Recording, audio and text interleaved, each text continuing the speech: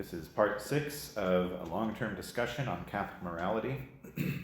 So far we have discussed the motivation of our morality, which is happiness. Next we looked at the difference between objective and subjective reality.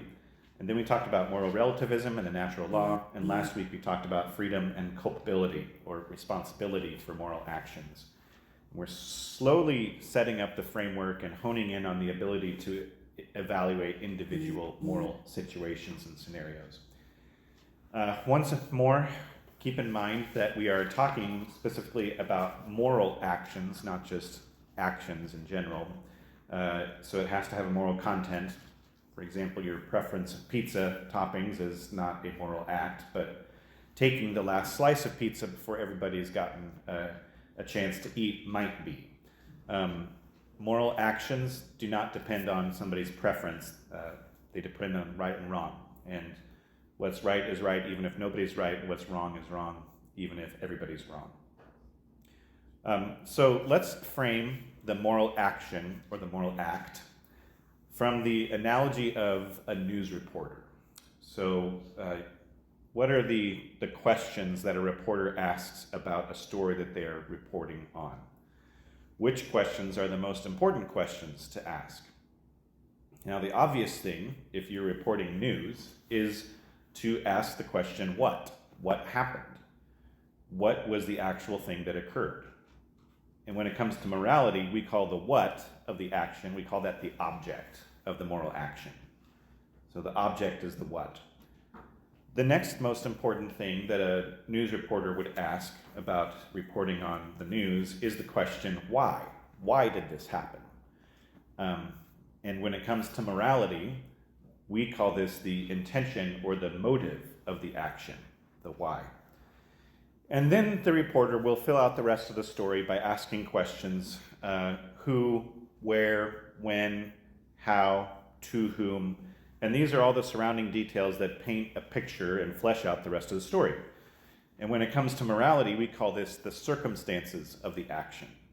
So every human act, talking about moral acts here, can be evaluated from 3 distinct perspectives. First, the object, which is the action that is chosen, the what, and then second, we evaluate the intention or the motive, the person's purpose or desire, the why. And then we evaluate the action based on the circumstances, the surrounding conditions which may affect the morality of the action, the who, to whom, when, where, and how. And to determine whether an act is morally good or evil, the object, intention, and circumstances all need to be evaluated, and they need to be evaluated in that order, because this is the order of importance. First, the morality of the action itself. Second, the intention or the motive, and third, the circumstances. So let's look at these in closer detail.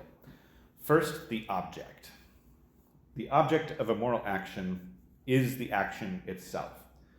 It can be good, bad, or neutral. For example, firing a gun is a morally neutral act, but shooting an innocent person is a morally bad act. But shooting a terrorist attacking innocent people can be a morally good act. And the object of a moral act includes the immediate purpose of that act. And what I mean by immediate purpose is we aren't just talking about the physical action, we're talking about the purpose of the action. The ridiculous example would be, well, you're not firing a gun, you're just pulling a trigger, when in fact you're shooting someone. The more common example is the student who says, well, I was just sticking my foot out. In fact, they were planning for somebody to trip over their foot. And that's the immediate purpose of the action. The motivation comes later. Why was he sticking his foot out? Why did he want to trip that person? Of the 3 elements of the moral act, the object is the most important because it determines the objective morality of the action.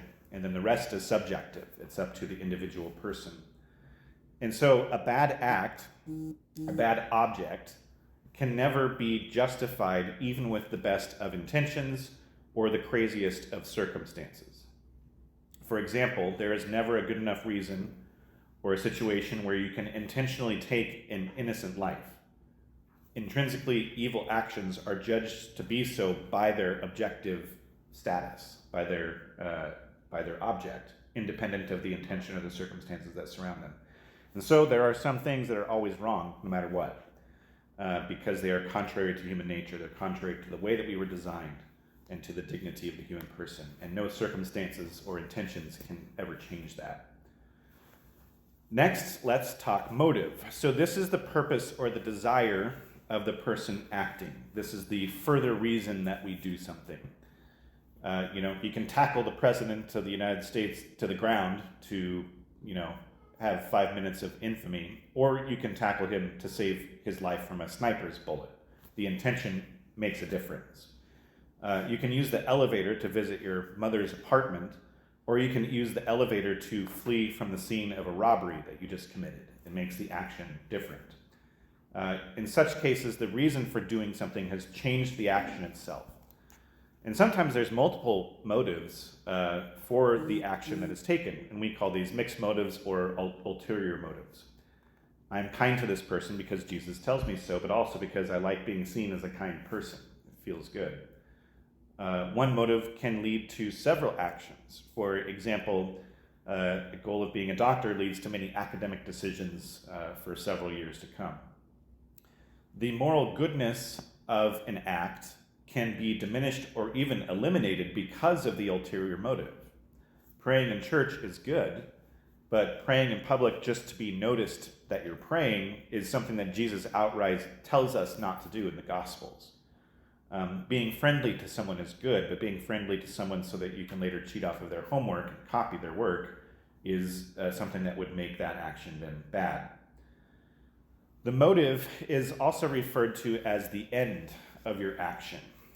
And sometimes the object, the act itself, can be called the means of the action, or the way that you get to the end, that you get to the goal.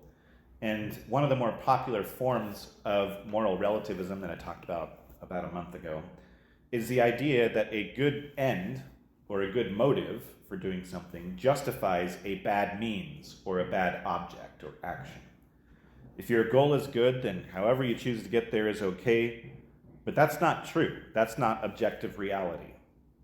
Anybody can make up a motive for anything in that case. And that's why in a system of morality that's based on natural law, we have to look at the things that don't change, the object, the action first, not the what or the why, or the what, not the why, I mean. The end does not justify the means. The motive does not justify the object.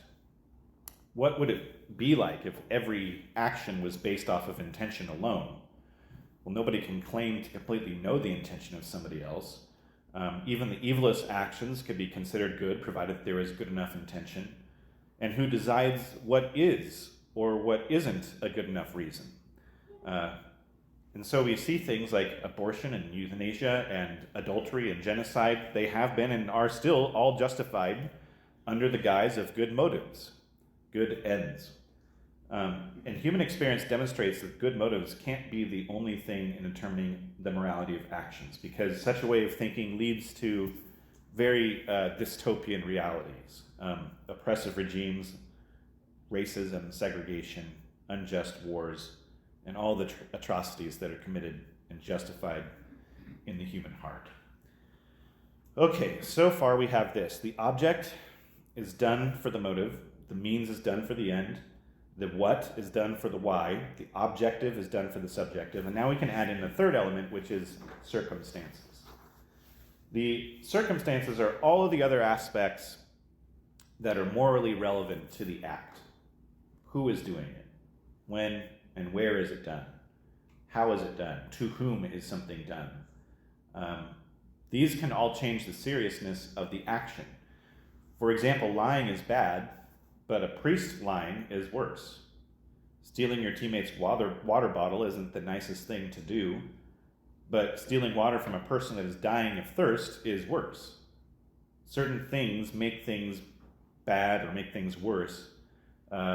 Certain places can make things bad or worse. Is it happening in public? Is it happening in private? Is it in school? Is it in church?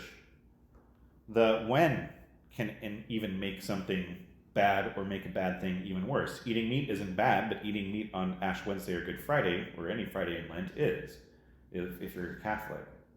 Missing Mass on Monday isn't morally wrong, but it is on Sunday. That's different. Are you doing this to someone on their birthday or on their wedding day? That does make a difference. Mowing the lawn in order to make my house look good is fine, but doing it at 3 a.m. with the neighbors trying to sleep isn't. So the when can make a difference too, even if it isn't your intention to annoy them. The to whom also has an effect. It can make a neutral object, a neutral action, morally bad. For example, you chest bump someone to show them how excited you are, and it makes a difference if the person is the offensive lineman on your high school football team or if it's your 90-year-old grandfather. We can start with an object that is already morally bad and make it even worse too. So let's say you punch someone out of anger for being fired from your job, and it makes a difference if you punch Jim from HR or if you punch your 90-year-old grandmother. Taking that out on the grandparents today, but the object is wrong no matter what, but the circumstances can make it even worse. Another circumstance is how. Something can be premeditated. It can be done in cold blood, we would say, or something can be done in the passion of the moment. Was it free, or was there fear or coercion or force? We talked about this last week. Was the person sane? What was the reason that they were not of sound mind? Was it by choice through alcohol or drugs? Or was it by doing something outside of their control, such as the result of a mental disorder? So the circumstances, they can make a good action bad. They can make a good action better. They can make a bad action worse. And they can make a bad action not as bad, but still bad. But it cannot make a bad action good. Every intrinsically evil action will stay evil regardless of the circumstances. And that's why we start with the object first. So, for an act to be good, 1, the act itself, 2, the intention behind it, and 3, the circumstances surrounding it must all be good. And any one of these 3 aspects may make an action immoral.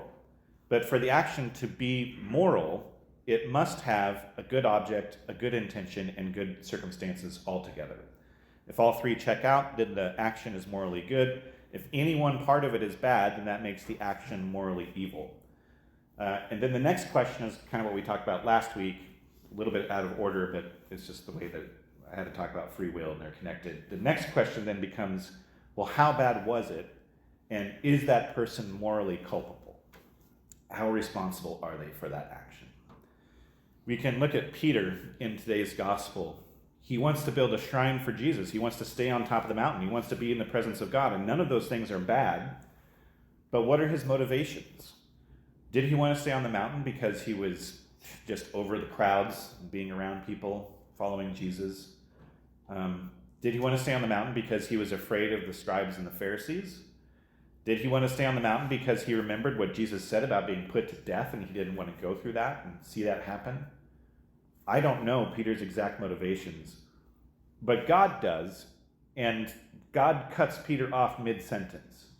While he was still speaking, behold, a bright light cast a shadow over them, and from the cloud came a voice that said, "This is my beloved Son, in whom I will well please listen to him." So Peter's there yapping away, and God just kind of puts an end to it. He might not have, or he might have, committed a sin in wanting to stay on the mountain. It depends on his motivations, but at the very least, it seems God wanted him to stop talking. Now, given all of this, some erroneously believe that declaring an action to be immoral is an unfair judgment of the person performing it. Like, we're pretending to be God or something. However, the judgment of a person and the judgment of an action are not the same thing.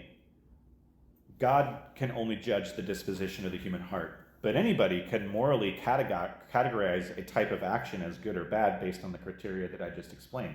It's a part of everyday life. We wouldn't be able to function if we couldn't do that. So for Catholic in thinking, you simply follow the steps. First, you evaluate whether or not the action itself was good. If it wasn't, then you don't have to go any further. The action's bad. If the action itself is evil, the motive and the circumstances, they don't matter. They can only make things less evil or more evil. But if the object of the action is good, then you move on to the intentions, the motives. If the motive is evil, then you don't have to look into the circumstances to see if the situation was morally good or evil. At that point, the circumstances can only make a thing more bad or less bad, or culpability can be reduced. But like I said, culpability doesn't affect whether or not the action itself is bad. It's a different question. And then finally, if the action, the object itself is good and the motives were good, then you can then look at the circumstances which may have had an effect on the morality of the situation. As you can probably tell, a lot of this depends on the very first part, the object, the action itself. So that leads us to the next question, which is, well, how do we know that something is bad in the first place?